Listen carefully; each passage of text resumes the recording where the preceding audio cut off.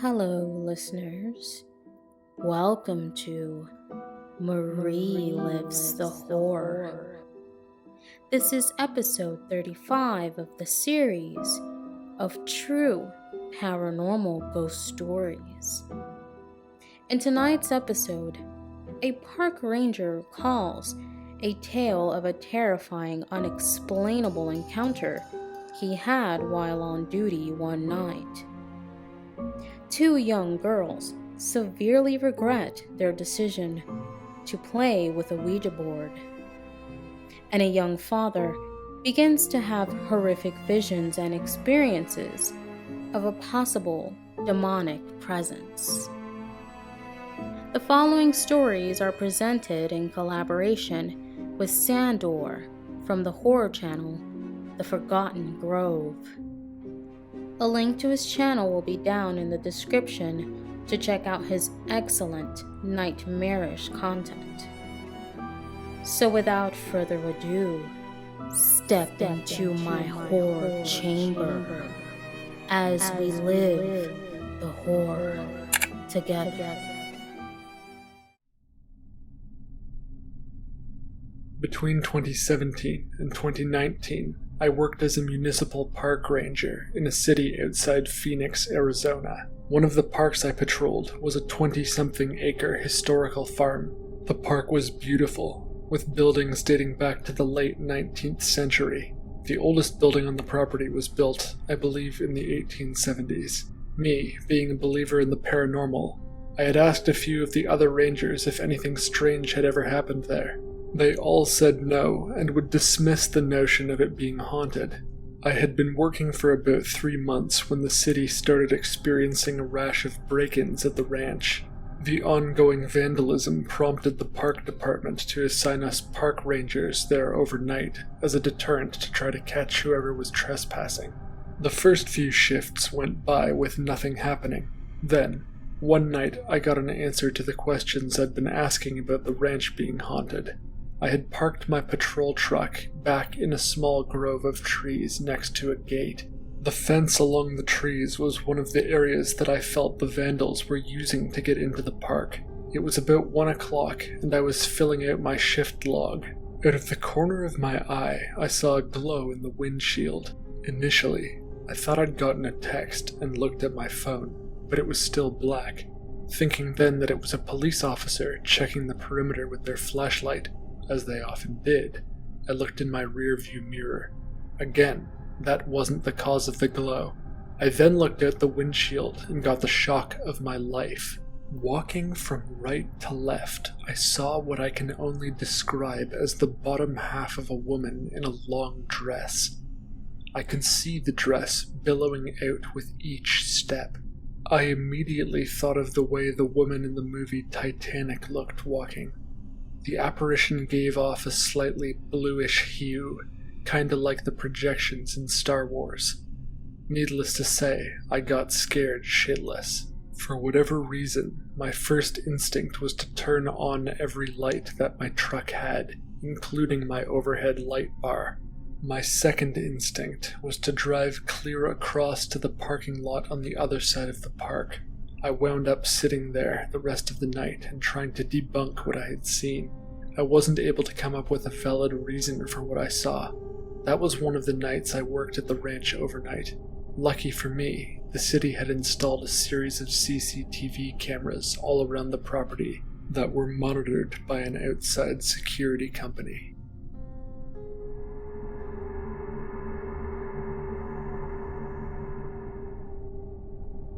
In the mid-80s, my parents got married and popped me out. They moved into a small one-bedroom house. Next to it was a 2-story house with a basement, which was said to have been used as a funeral home at some point long before. This house was creepy. I grew up around it, and it always gave me the chills to go inside by myself.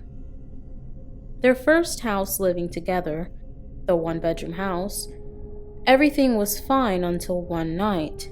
In the darkness of the night, They saw a tall silhouette of a man at the door. All of a sudden, they could hear footsteps make their way to the side of the bed. My father could feel the presence of someone standing next to him beside his bed. He got up to face what was not there. He turned on the light to find no one. My parents mentioned that this kept going on here and there. One afternoon, my mother and grandmother were at the house and clearly heard someone walk into the bathroom and lock the door. My mother assumes it's my father coming home from work early and goes over and asks if there's something he would like to eat, to which she gets no response. They continue gossiping. They both claim to hear the bathroom flush, but as the time passes, no one steps out. My mother then knocked again and again to no response. She then proceeded to unlock the door, opening to an empty bathroom. Noises and shadows were the big thing there. That one of my older cousins told me of a time he had to stay the night there. He was left in the living room to sleep. Everything was going fine, he said, until a picture of my mom started to move and talk to him. Waking up my parents with his screams, they take him to sleep with them. Till this day, he claims that those pictures moved and talked to him. A lot of little paranormal activities happened at that house. My mom claims I was thrown off the crib once. I think she dropped me but doesn't want to admit it.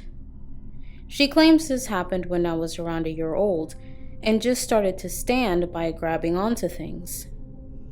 One afternoon, she had placed me in the crib. The bars stood as tall as me.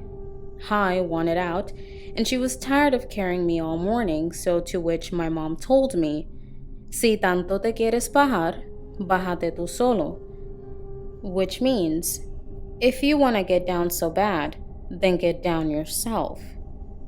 She headed out to the living room. She claimed she had not even crossed the door from the room when she heard a loud stomp and then me crying. She turned back to find me on the floor. She could not explain how I could have pulled myself over the bars if I had just started to stand and was not that good at it. We eventually moved out. My father bought us our first home. We still came around because my grandmother and grandfather rented a small house behind the big scary house. Around 4th or 5th grade, if I recall, the conversation came up about that big scary house that I used to live next to. A group of kids were talking about how they had broken in to explore the abandoned house. At the time, it was being remodeled. They claimed they saw black shadows follow them, as well as hearing things. One kid said that as he was heading downstairs with everyone to leave, a scary-looking lady appeared in the stairway, and it looked like she was hanging by her neck there. I think he made that up just to make it more scary. That month, I got the chance to play with my cousin as his dad was doing the electrical work at this scary house. Up and down, we ran through the empty hallways. As we made our way to the stairs of the basement, we looked down, then to each other. We kicked some boxes down the stairs and continued playing. Second time around to the stairs, my cousin stops and looks over to notice all the boxes stacked at the top of the stairs from where we had kicked them. We brush it off thinking it was his dad cleaning up the mess we are doing instead of helping him. As we make our way up to the house, we come across my uncle pulling wire in the hallway of the top floor. My cousin asked him about the boxes, to which my uncle said, "What are you talking about?" He tells us he has been up there this entire time. We are puzzled, and I am scared. We go down and stand by the boxes, staring down the basement.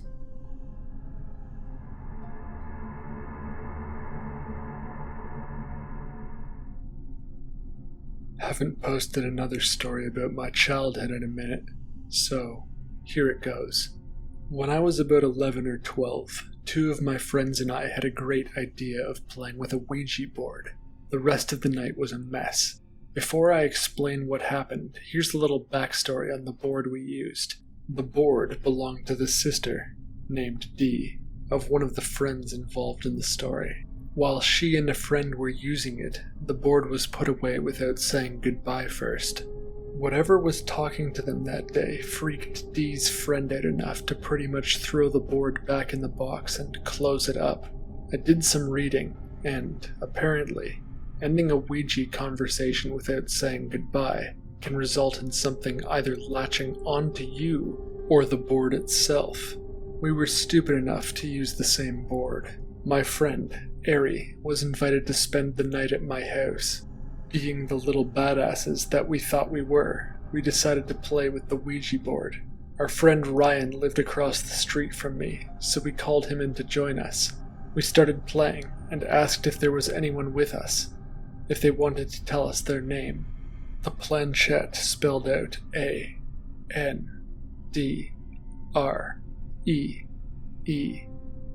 Okay, cool. My middle name. At this point, I was pretty sure Ari was messing with me. Y-O-U-M-U-S-T-R-U-N. Just remembering and writing that gave me chills. So obviously, we're pretty much done with talking to the spirits and say goodbye. Noped the fuck out. Decided we'd go across the street back to Ryan's. At the time, the property behind his house was vacant, and a small chain-link fence was the only thing keeping us from exploring, so we did. Aries always had great intuition, and when she says we need to go, it's time to go. She started feeling uneasy being in the vacant backyard and returned to the other side of the fence. I followed. There was a growing tension in that yard. Suddenly, we both get a feeling that something bad is going to happen. We start yelling for Ryan to come back over, but he thought we were freaking out over nothing. We finally convinced him to come back, and started helping him over the fence to speed things up. We were chunky kids.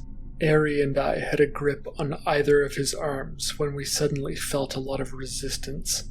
Ryan's hood was being pulled back by something unseen, and he was audibly gasping for air. I don't know if one of us reached to grab his hood while the other pulled him over, but we managed to get him back onto his property, and he could finally breathe. He was disturbed, and just wanted to go back to his house for the night. Ari and I parted ways with him and went back to my house for our sleepover.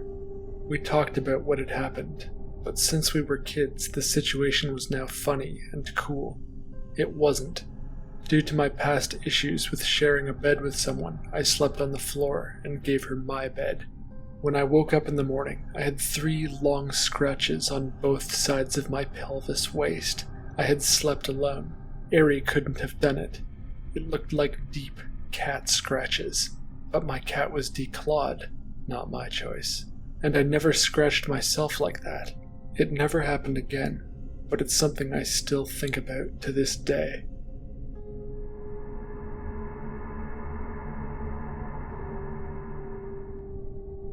So, this is a true story, and it actually happened to my mom. Now, it may seem unbelievable, but it really did happen. So, my mom had a loving relationship with her grandma, and loved to visit her as a child until her unfortunate passing. However, strange things happened to her when she used to visit her house and to her grandma. In one instance, they were gardening together when footprints appeared in the freshly sowed soil. Another time, the toaster was painted, and she and her grandma had to chisel it off. Other times, the cat would stare off into seemingly nowhere and follow something, and then suddenly leave.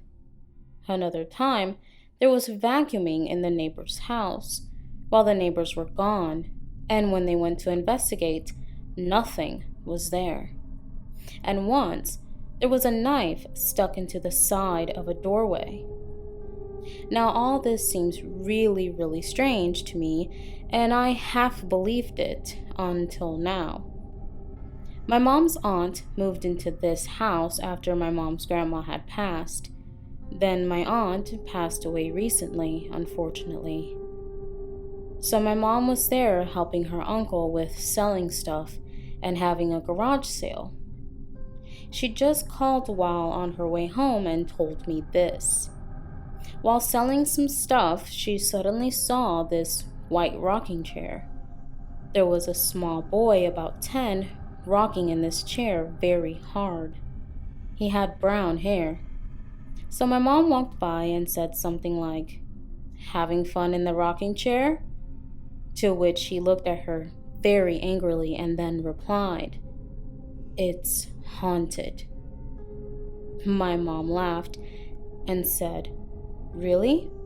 How do you know?" And he said, "It's haunted. I can feel it." He then walked off, and my mom couldn't find him. It was as if he disappeared. She asked one of the other people helping if they saw the boy, and they said no, which was reasonable since there were a lot of people there. She then asked where the white rocking chair was from, and they replied, "What chair?" The other 2 people who stayed in that house also said weird things were happening all night. I'm sorry, but what chair? Heck no. This is horror movie material. All I'm saying is that I do not care how much family history we have in this house. I will never be visiting this house ever again. Nope, nope, nope with a capital nope. I hope you guys like this story, even though I am freaked out. My mom is now calling one of the other ladies and is going to ask about the chair and boy. So I will be sitting here with any update with my blessed cross and holy water. Thank you very much.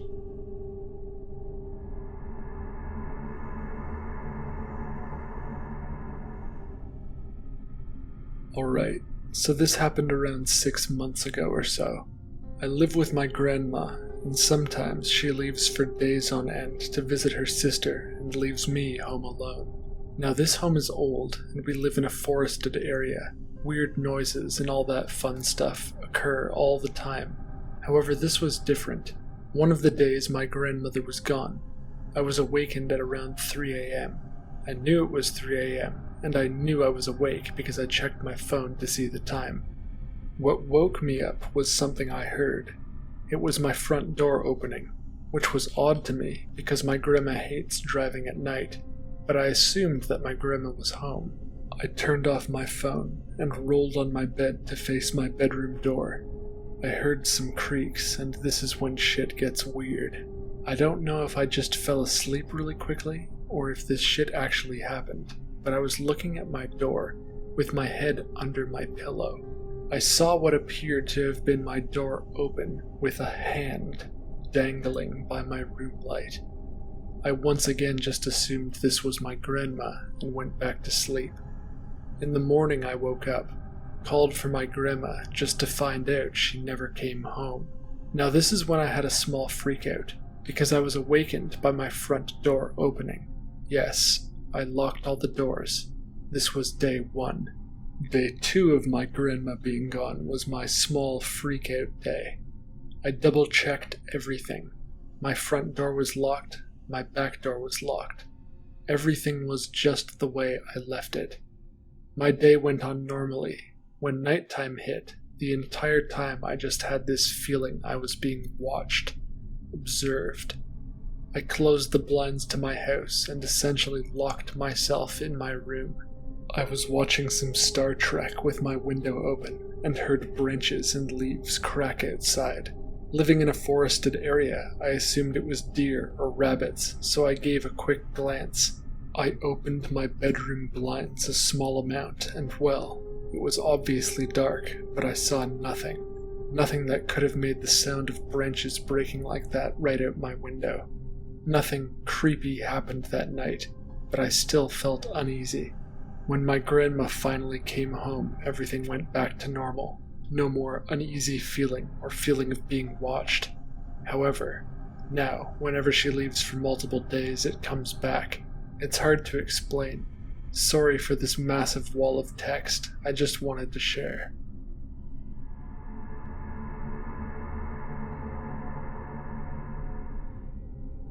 This is kind of long, so bear with me. I bought my first house in November 2019. As a kid who grew up dirt poor, obviously this was a huge accomplishment for myself and my family.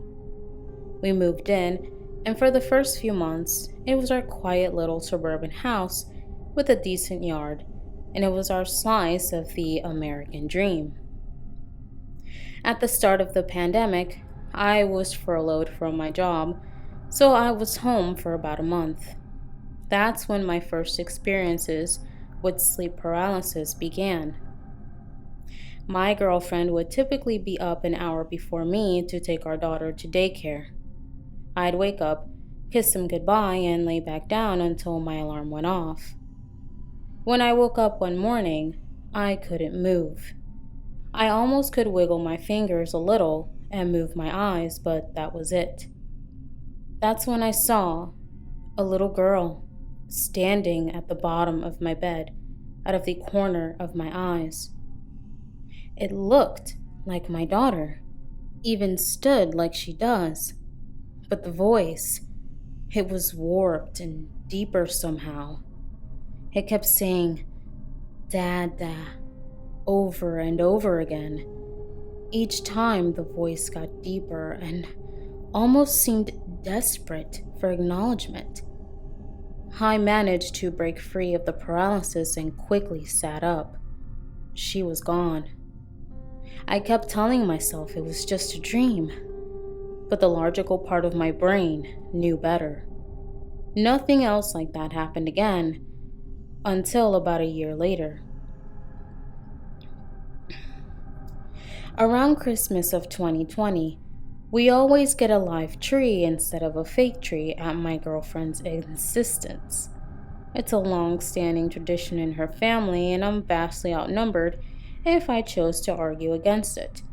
I just hate vacuuming up those fucking needles. I digress. The night after we set up and decorated the tree, I got up to grab some water from the fridge. My kitchen is separated from my living room with a wall about 4 feet high with a support pillar on the right side. I open the fridge, grab a bottle of water, and close the door. As I turned to face the living room, that's when I saw her. A slumped over figure of an older woman who was swaying back and forth. The swaying movements were rigid and almost mechanical. It looked like my mother, who had been passed away over a year ago at this point. Who or what was this thing, and why was it here all of a sudden? Despite me telling myself to run down the hallway and lock my bedroom door, part of me had to know if this was real. I've had vivid dreams after one too many edibles, but this was not like that. As I rounded the corner of the pillar, I came around the corner and the figure was gone. Nothing. I stood in my living room looking around and trying to get my breathing under control. Cold terror had engulfed me at that point, and I almost ran into my bedroom with the distinct certainty that I would look back and find this thing running after me. The next morning, I told my girlfriend about it, and she immediately blamed the edibles. I thought she may be right, but I couldn't shake the feeling that that was not it. She has never experienced anything, and is a staunch denier of the paranormal, so I knew trying to convince her this was real was a battle I had already lost. A few days later, my girlfriend had already left for work, but I was watching my daughter for the day. She normally gets up around 7:30, so I got myself up to shower at 6:45. As I'm drying off, I catch a figure walking down my hallway towards my daughter's room out of the corner of my eye. At first, I thought it was my girlfriend and shrugged it off. But then, I realized that she'd been gone for almost an hour at that point. She kissed me goodbye like she always does before leaving. Panic gripped me like it never had before, and I ran into my daughter's room. I stopped at the door and heard her saying, "Hi," to her quote-unquote mommy. I opened the door and flipped on her light to find my daughter still wrapped in her blanket, sitting up. "Good morning, baby," I said with a thin smile. "Good morning, Daddy. Where'd Mommy go? What's wrong with her eyes?" Terrified, but still trying to keep my composure, I said, "Well, Mommy went to work before we woke up. She kissed me and you goodbye and she left. Why do you think something was wrong with her eyes?" My 3-year-old scrunches her face, and what she said next still freezes my blood when I think about it. Shaking her head, she says, No, Daddy. Mommy was just here. But her eyes were gone." I said nothing, and as calmly as I could, I got her out of bed and to the other side of the house. What the fuck is this thing? And why is it just showing up now? I called my girlfriend at work and a few hours later and talked to her about what had just happened. I put my little girl on the phone so she could tell her mother that I wasn't lying and asked her if her eyes were okay. Mostly silent and very apprehensive, she agreed that I should call a priest if it made me feel better. The next morning, I called my local Catholic church because I'm no Darren and asked if the parish priest could come and bless my home. I'm baptized Catholic and I'm very lapsed in practice, but I told the rectory secretary what was going on, and she immediately put me in touch with a priest outside of that particular parish who is known to deal with disturbances like mine or worse. When he arrived, we talked more in depth about the things that had happened and how they started. Without any prompting, he walked to my daughter's room and threw holy water into the corner where her bed is. The priest told me that whatever this entity was, the way it was presenting itself was not only predatory, but likely demonic in nature. He added that doppelganger-type phenomena, not always but sometimes used by a demonic spirit to attempt to possess someone by withering down their ability to discern reality. I nodded in silent terror and didn't want to tell him that I felt like I could shit out my heart and die at that point. Since then, I haven't felt anything or seen anything out of the ordinary, and the house just feels more vibrant and lively. I still feel like I'm being watched sometimes, but chalk that up to paranoia, just to keep my sanity.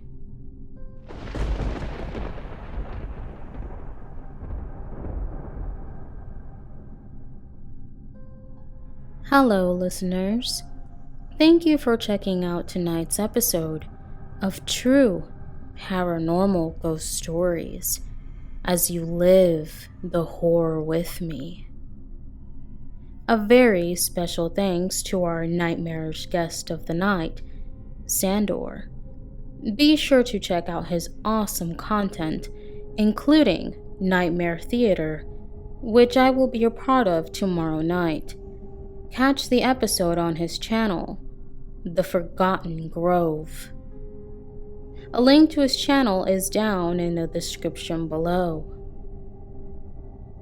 If you have a true ghost story that you would like for me to narrate in a future episode, send your story over to my email.